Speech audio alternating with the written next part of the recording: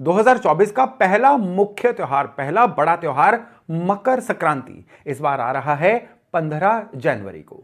सूर्य जब भी राशि परिवर्तन करता है, 12 राशियां हैं ना, तो हर महीने में सूर्य एक राशि परिवर्तन करता है और इस राशि परिवर्तन करने को संक्रांति बोला जाता है। लेकिन इस पूरी यात्रा में एक ऐसी संक्रांति आती है जो सूर्य की इस यात्रा के लिए, जनमानस के लिए, सभी के लिए, स्पेशली पीड़ित लोगों के लिए बड़ी विशेष होती है। और यह संक्रांति होती है जब सूर्य मकर राशि में आते हैं। पहली बात तो यह है कि सूर्य धनु राशि से होके मकर राशि में आते हैं। सूर्य जब धनु राशि में आते हैं ना, इसको मल मास या खर मास बोला जाता है। कोई शुभ कार्य जो होता है वो इस समय में नहीं होता है, यानी मिड ऑफ द दिसंबर से लेके मिड ऑफ द जनवरी के बीच में जो समय होता है, पौष का जो महीना होता है, इसमें कोई भी शुभ काम नहीं होता है। और विशेष तौर पे जब सूर्य मकर राशि में आते हैं तो सारे शुभ कामों की शुरुआत होती है। पहली बात तो यह है कि इसमें दिन की लंबाई बढ़नी शुरू हो जाती है, सर्दी का वेग कम होना शुरू हो जाता है। ये तो हो गए मौसम की या साइंटिफिक रीजंस। अब आइए इसके एस्ट्रोलॉजिकल रीजंस, क्यों मकर संक्रांति इतनी विशेष है। मकर राशि किसकी है? शनि की राशि। और सूर्य और शनि सभी को पता है पिता पुत्र हैं और आपस में ये शत्रु होते हैं। लेकिन सूर्य जब भी शनि राशि में आते हैं ना, तो कहा जाता है कि शनि पीड़ित लोगों के लिए बहुत विशेष लाभदायक समय होता है। इस समय उन लोगों के लिए जो किसी ना किसी तरह से शनि की पीड़ा से जूझ रहे हैं, यानी यहाँ तो 7.5 चल रही है, ढैया चल रहा है, शनि की दशा चल रही है। सिम्टम्स की बात करें तो जिन भी लोगों का काम कारोबार सेटल नहीं हो रहा है, काम में धन उतना कमाया नहीं जा रहा है जिससे जीवन में कर्जे उतर सके या जीवन का भला हो सके, तो आप मान लीजिए कि शनि जो है वो कुपित हैं। इवन छोटे लेवल पे भी देखा जाए ना, तो बालों का झड़ना, घर की जो हाउस हेल्प होती है या आपके जो मेड या जितने भी आपके सहायक होते हैं घर के, वो अगर टिक नहीं रहे हैं, काम में लेबर की दिक्कतें आ रही हैं, ये सारी की सारी शनि की दिक्कतें हैं। अब टाइम एंड अगेन बहुत बार इनकी चर्चा हो चुकी है, लेकिन आज हम मकर संक्रांति पे शनि पीड़ा से जूझ रहे लोगों के लिए क्या उपाय करें वो भी चर्चा करने वाले हैं। खाली यही नहीं, जो लोग अपने जीवन में सेटल ही नहीं हो रहे हैं, पितृदोष जैसी पीड़ा से वो पीड़ित हैं, उनके लिए भी मकर संक्रांति जो है बड़ा ही विशेष दिन है। क्या किया जाए इस दिन कि इन सारी पीड़ाओं से मुक्ति मिले, आज के वीडियो में हम यही चर्चा करने वाले हैं। नमस्ते, मेरा नाम है योगेश शर्मा। स्वागत है आपका happy life with Yogesh Sharma में। दोस्तों, इस वीडियो में आगे बढ़ने से पहले एक विनम्र निवेदन कि अगर अभी तक आपने अपने इस चैनल को सब्सक्राइब नहीं किया है ना, तो कृपया सब्सक्राइब जरूर करिएगा और बेल बटन दबाना ना भूलिएगा। बहुत सारे लोगों के मन में एक विचार आता है कि भाई शनि और सूरज तो आपस में शत्रु हैं, तो ये कैसे हो जाएगा कि सूर्य जब शनि की राशि में आएंगे तो शनि पीड़ा से मुक्ति दिलाएंगे।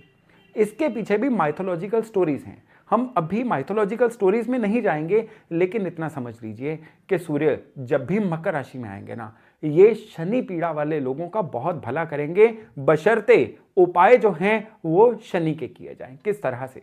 अगर आपको लगता है ना कि बहुत एफर्ट्स करने के बाद भी एक काम करके दूसरा काम करके तीसरा काम कर करके थक गए हैं, लेकिन कोई भी काम चल नहीं रहा है, तो इस दिन आप सफेद तिल और गुड़ या तो ये कच्चे रूप में ले लीजिए, नहीं तो इनकी जो रेवड़ियां या लड्डू बने होते हैं वो ले लीजिए और इसको जनमानस में लोगों में बांटिए, खाएं और खिलाएं। ये इस दिन का उपाय है। ये उपाय इस दिन किया जाए ना, ये उपाय आपको बहुत ही लाभ देगा अपने काम कारोबार को सेटल करने के लिए। लेकिन इससे पहले क्या करना है? सबसे पहले तो मकर संक्रांति वाले दिन ना लेट देर तक सोना मना है। इस दिन आपको थोड़ा कंपैरेटिवली अर्ली जागना होगा। पानी में आपने पहले गंगा जल डालना है, फिर पानी डालना है और उससे स्नान करना है। वो लोग लकी हैं जो गंगा किनारे रहते हैं, वो तो गंगा में सीधा स्नान भी कर सकते हैं, लेकिन आपको शुरुआती तौर पे क्या है, किसी भी पवित्र जल से स्नान करना है। इसके बाद आप पानी में थोड़ा सा केसर और गुड़ का चूरा डाल के उस पानी की धार में से सूर्यदेव के दर्शन करिए। विशेष तौर पे उगते हुए सूरज के दर्शन करिए। तो आपको सूर्य उगने से थोड़ा पहले जगना है। अब यह पानी जो नीचे जा रहा है वो टब में कलेक्ट करिए और इसको पौधों में डाल दीजिए। अब आप तैयार हो चुके हैं रूटीन में उपाय करने के लिए। जैसा मैंने आपको बताया कि काम कारोबार नहीं चल रहा है, तो गुड़ और तिल के जो लड्डू हैं ये दिए जा सकते हैं। अगर आपको लगता है कि काम तो चल रहा है लेकिन आपको धन की बरकत नहीं आ रही है, यानी पैसा आता है लेकिन पैसा आने से पहले ही उस पैसे के खिसक जाने के, आपके हाथ से रेत की तरह निकल जाने के साधन पहले ही बन चुके होते हैं, रास्ते पहले ही बन चुके होते हैं, अब करें तो क्या करें? इस दिन एक बड़ा विशेष उपाय है आपके लिए और यह उपाय जुड़ा हुआ है गौशाला से। आपने गायों को एक तो हरा चारा खिलाना है और ब्लैक एंड व्हाइट कंबल लेके ये कितनी भी मात्रा में ले लीजिए, जरूरतमंदों को डोनेट करने हैं। ये विशेष उपाय है इस समय में आपके धन की बरकत के लिए। अब आपको लगता है कि सेहत ठीक नहीं रह रही है या आपके as a couple mutual relation ठीक नहीं रह रहे हैं, इवन आपको किसी मोमेंट पे लग रहा है ना कि इस समय में आपको जीवन में किसी चमत्कार की जरूरत है, एफर्ट कर करके तो आप थक गए हैं, तो फिर ये उपाय आपके लिए है। आपको क्या करना है, सुबह शिव मंदिर जाना है, वहां पे गाय का घी जो है वो शिवलिंग पे पहले मलिए, फिर कच्चे दूध से स्नान करवा के आइए और उसके बाद थोड़े से सफेद और काले तिल मिक्स करके शिवलिंग पे अर्पण करके आइए। ये विशेष उपाय है मकर संक्रांति के लिए और ये आपको न जाने कितनी ही पीड़ाओं से मुक्ति दिलाएगा। लेकिन इसके बाद आप पीले फूल जो हैं वो शिवलिंग पे चढ़ाना न भूलिएगा। मकर संक्रांति एक ऐसा त्योहार है जिसमें वो लोग बहुत लाभान्वित रहते हैं, बहुत बेनिफिट में रहते हैं, जो लोग बिल्कुल जिनको कह लीजिए कि काम 99 पे आके रुक जाते हैं। काम करते तो हैं वो, लेकिन कोई भी काम फिनिश नहीं हो पाता है, पूरा नहीं हो पाता है, और जब तक वो काम पूरा होता है ना, उस काम के पूरा होने का महत्व ही खत्म हो चुका होता है। इवन ये यहाँ पे जो मैं अभी उपाय देने जा रहा हूँ ना, ये उन लोगों के लिए बड़ा विशेष है जो किसी ना किसी तरह से कोई भी काम लंबे समय तक कर नहीं पाते। नौकरी करते हैं, थोड़े महीनों में नौकरी छूट जाती है।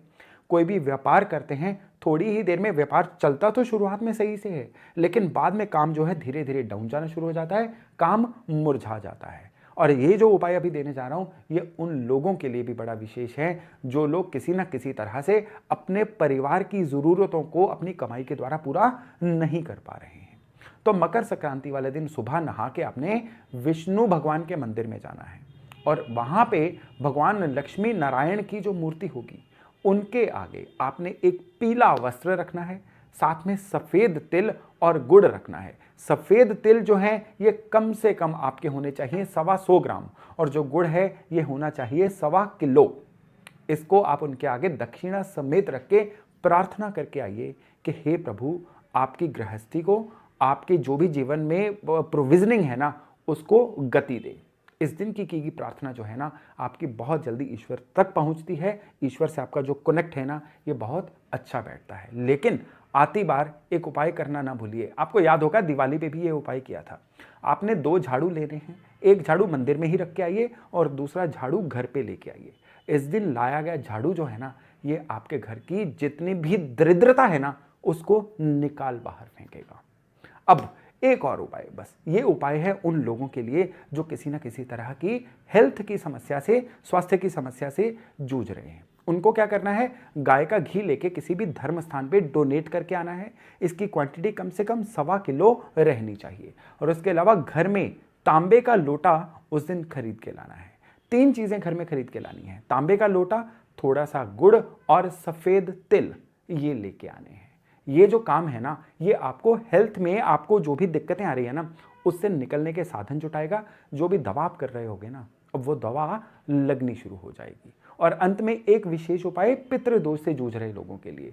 आपको क्या करना है, आपको पानी में काले तिल डाल के पितरों के नाम पे पीपल के पेड़ को दे के आनी है। ये उपाय जो है आपने मकर संक्रांति यानी 15 तारीख वाले दिन करना है। इससे आपका जो भी पितृदोष होगा ना, उससे निकलने के साधन आपको मिलने शुरू हो जाएंगे।